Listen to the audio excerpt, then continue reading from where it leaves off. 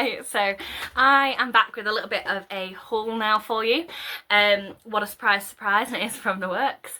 This is the second time I'm recording this because I was clearly very intelligent and had a video just playing in the background the whole time. Actually, I got through 5 books and then I realised, what's that noise? Oh, it's the video that's playing directly behind my camera. Well done me. So yeah, I'm gonna go through them again.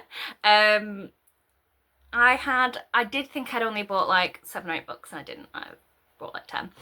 So clearly I have no self-control, but we're gonna have a look through them. So they are very much, I feel like quite evenly split maybe, or maybe not so evenly split. Okay, so we have, get them, 4 romance and 6 thrillers. What a surprise, there's loads of thrillers. So I'm going to do the, should we do the romance first or thrillers first? We'll do the thrillers first. So yeah, I'll start with the thrillers. So the first one is Your Best Friend by Julie Corbin. Apologies for the noise of the chair, every time I move it likes to have a little bit of a creak. Yeah, and this came a little bit dirty, so a bit disappointed the works that I keep getting really dirty books by you. This follows Tess and Lydia, and mainly Tess I think is our person that's leading us through the book. Tess and Lydia were best friends growing up, and all of a sudden when they were teenagers, Lydia just moved away. No explanation, really sudden. Tess, it's many years later, Tess has really been going through it. Her husband's died, she's got 2 small children, and she just feels like she could do with some support. It says, like fate, Lydia's brought back to her, so she basically bumps into Lydia at this like village event. There's loads of other mums there, and so Tess is going up to Lydia, obviously like, oh my goodness, it's you. And Lydia just pretends she doesn't know her, doesn't know what you're talking about, who are you? And obviously Tess is shocked, she's not really understanding why Lydia is pretending that she doesn't know her. And it says, is Lydia playing some kind of twisted game, or did Tess really not know her best friend as well as she thought? So yeah, it's a bit intriguing of why is Lydia pretending that she doesn't know Tess? So we'll get to the bottom of it, some secrets will be revealed, I'm guessing. So yeah, intriguing. This book is 318 pages, so not bad. Slightly small font size. Again, I don't know if anyone actually cares about the font size other than me and maybe my friend Chloe, because we both said if text is too small, it's not for us. So yeah, I don't know if it's just us that cares about font size, but there we go. So first book down, and that is a thriller. The second thriller, I feel really bad getting this because this is by Steve Kavanagh. I have 3 Steve Kavanagh books over here. Have I read any of them? No. I feel like they're crying at me going, read me. So I have Kill for Me, I'll Kill for You, 50/50 and 13 just sat on my shelves, all sad and neglected, and I thought, you know what, let's get another one to add to the Steve Kavanagh collection. I really hope I like him, because otherwise I've got 4 books by him. Steve Kavanagh, The Accomplice. So yeah, this follows, what's her name? Yeah, this follows Carrie, and her husband Daniel Miller is a murderer. It's basically been found out that he killed 14 people and then he just vanishes. And Carrie is facing trial for basically being an accomplice. Obviously people are like, why, how did you not know? Surely you were involved in this. And her lawyer Eddie Flynn and his team are basically the only ones who actually believe that she didn't know and she's innocent. Her husband basically had to come out of hiding to try and save her, and it says he would kill to protect her, and everyone involved in the case is a target, even Eddie Flynn. I'm actually curious, will it follow? It might actually follow Eddie as the main character. It's 319 pages. Fairly good font size. Well, it also has some like mixed media, like newspaper articles and things like that. That's interesting. Oh, okay, so it is dual POV, so I think we are mainly following Eddie, but the wife and the husband are in there as well. So, yeah, very interesting. It can join, put them there for now, and then once I put them in my spreadsheet, it can join its fellow brethren. Maybe I do need to put a Steve Kavanagh book on the TBR for February. It's Daisy. The next one is called Don't Swipe Right, and that's by L.M. Shulton. There's Gwen, she's on a dating app, and she's matched with someone, I believe. It turns out this person is a serial killer, which she doesn't realise until loads of her exes are just suddenly turn up dead. It says that they say romance is dead, but if Gwen can't catch the mysterious killer who's targeting every man she's ever dated, it's about to get a whole lot deadlier. So yeah, clearly he's a bit jealous that she had romances before. I'm going, let me rectify that, I'm going to murder them all. So yeah, interesting. This again, good size font. It has some interviews and things like that actually in, I think, or a lot of speech as well. So yeah, good to read this one. Nice size font. And it's 322 pages. Our next one is called The Commuter. This is by Emma Curtis. It's a bit of a longer one actually, I think. Yeah, it's just about 400 pages. So The Commuter has our character Rachel. She basically wakes up from a coma. She finds out that her husband has been killed. And she's, I think the memories are a little bit hazy, but the police are basically suspecting that Rachel had something to do with it, and she's trying to piece together the last few weeks in her memory. And she keeps recalling that there was this commuter who seemed to know an awful lot about her. She didn't know anything about him, and then suddenly this man just disappeared without trace. She's basically, it says, you don't know him, but he knows you. She's basically adamant that he had something to do with her husband's murder. Obviously she's now left being a wealthy widow, and you know, it says the vultures are circling, wanting her in prison for murder or failing that, dead. Can she discover the truth in time to save herself? So basically, can she find the man responsible for killing her husband? So yeah, interesting premise. It says on the back, a sophisticated, classy thriller that won't let you get off before the final page turns. Okay. So yeah, another thriller there. Interesting. So our next one is The Cold Case by Will Schindler. Someone got away with murder. Time is up. So this has a bit of two time periods. So we've got 2009. During a heat wave, teenagers go missing. Junior officer Alex Finn takes the case and fears the disappearances are linked. He's basically in a clock and basically gets a clock to find these children. Two of the children are saved, but it was too late for one of them named Oliver, so obviously he unfortunately passed away and the killer escaped. It then flashes forward to 2023, and now Alex Flynn is DI. Yeah, he still can't get over this case. And it seems that someone, it seems someone else hasn't forgotten either. They want answers after all this time, and with a gun in their pocket and their sights on Alex.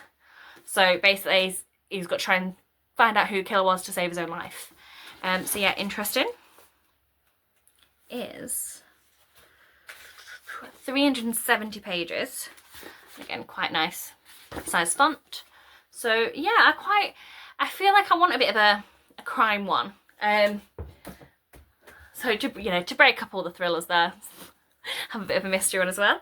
Oh, don't know why this one has an extra barcode, but okay, see if I can get that off. I did learn a trick actually recently. So I like this YouTuber who I've followed her for years, but who sells books called Back to Burnout, and she basically gave a little bit of a top tip that if you get sticky residue and you use a rubber, it gets rid of it. So probably it might be something you already know, but I find it quite interesting. So this one is One Last Secret by Adele Parks. Would you kill to keep a secret? So this story follows Dora. She's smart, stunning and discreet, and she only needs to convince the other guests that she's Daniel's girlfriend. She gets to spend a week in this luxurious French chateau, very nice. And she's basically an escort, so she decided this is going to be her last client. She's full in love and she's basically ready to move on. She doesn't want to do this anymore. As guests assemble, it becomes terrifyingly apparent that putting her past behind her is impossible. And after one last secret could cost Dora everything, including her life. Okay. So I'm a bit intrigued to find out what this secret is, what she uncovers. So this is 373 pages, not bad. And really good size font there. So yeah, nice, easy thriller. And now we've got our 4 romances, so we are almost there. I need to put myself on a buying ban now until I get 6 books for my birthday, because I mean, this was technically ordered in January, so if I don't buy any books for February and most of March, that's alright, yeah? Oh, this is bad. So yeah, we'll start with this one. So I Wish You Were Here by Melissa Wisner. So as Catherine, she is a maths professor and she lives a very organised life. She plans everything out. She doesn't really like any surprises. And then suddenly her entire identity, her social security number, driving licence, academic record mysteriously disappears, and there's no evidence that she actually, on paper, that she ever existed.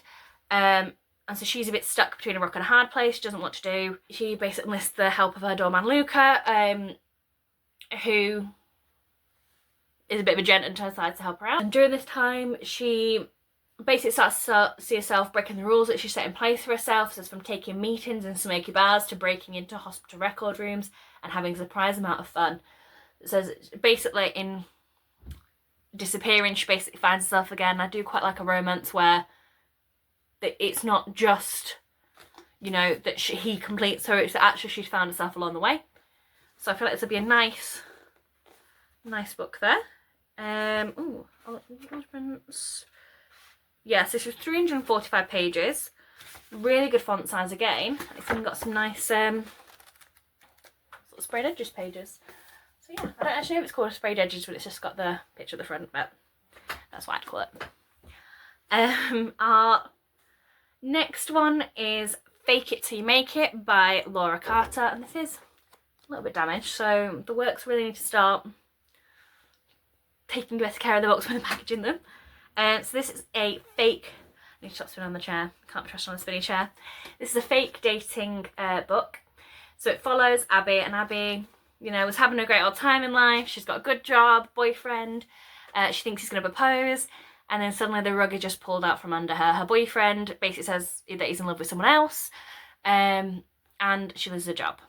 So she's like, I'm done with this, and spends her wedding savings renting an apartment in this expensive building that she's always dreamed of living in. She gets a nice wardrobe to match it, and she's like, you know what, I'm gonna, fake it till I make it. Now, unfortunately, her ex is a really close family friend, and he's invited to her parents' vow renewal along with this new person that he's been dating.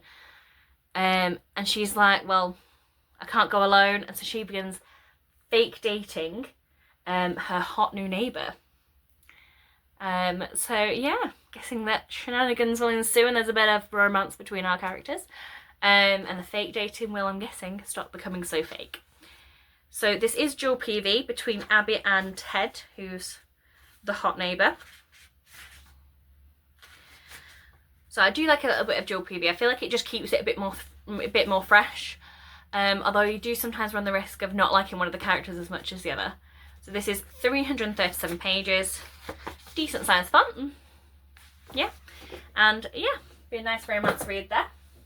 The next romance book we have is Spiral by Balkabara. I'm not very good with names.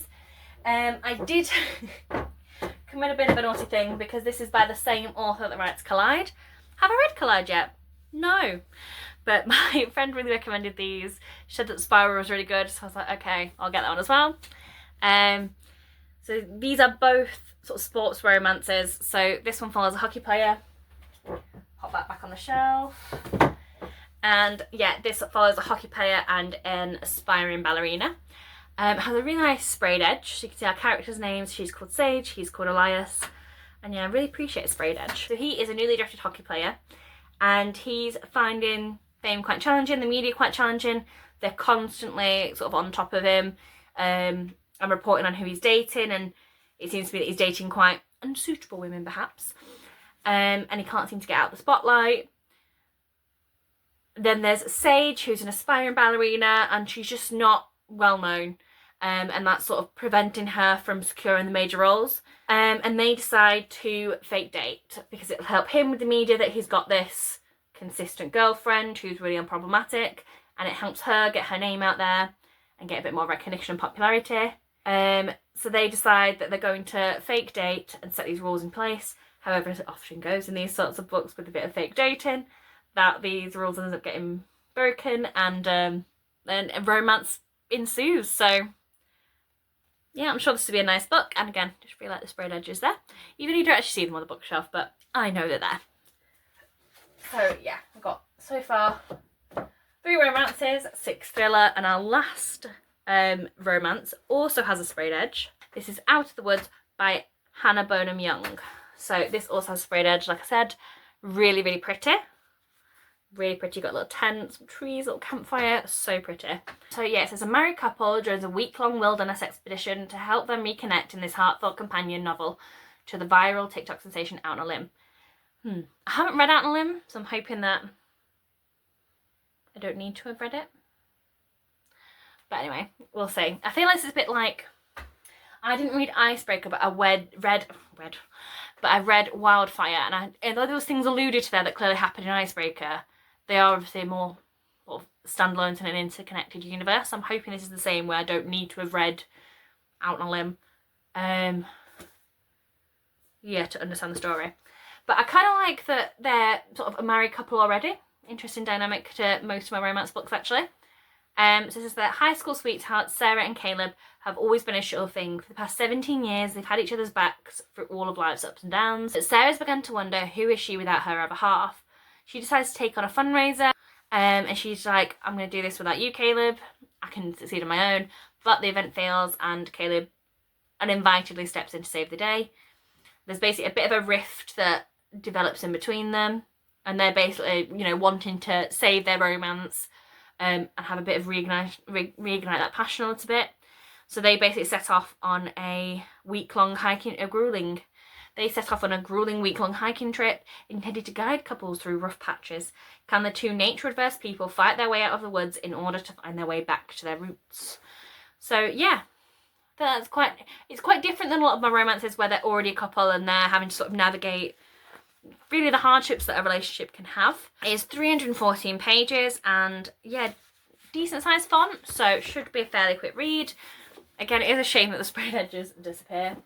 But yeah, that's 10 new books that I'm going to put into my spreadsheet. Thank you for joining me, and I hope you have a great rest of your day.